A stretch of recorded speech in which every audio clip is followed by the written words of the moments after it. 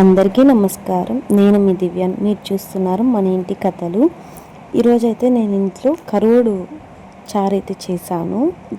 అదే ఈరోజు అయితే వీడియో చిన్న మినీ వ్లాగ్ ఎలా చేశాను ఏంటి అనేసి. మీరైతే ఫస్ట్ చూసినట్లు కొంచెం పెనంలో నూనె వేసుకొని ఒడియం ఉంది కదా, దాన్ని అయితే వేసుకొని కొంచెం ఫ్రై అవ్వాలి.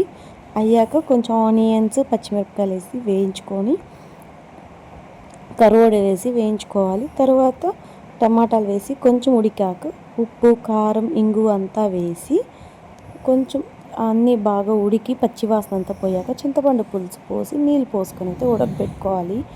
నేనైతే ఈసారి డిఫరెంట్గా కొంచెం మామిడికాయ కూడా వేసాను, ఎలా ఉంటుంది అనేసి ట్రై చేశాను.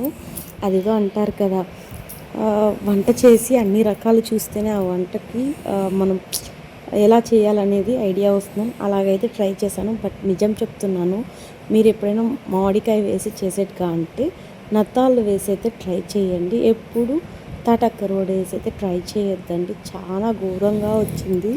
కానీ నేను మా ఆయనే కాబట్టి కొంచెం అడ్జస్ట్ చేసుకున్నాము.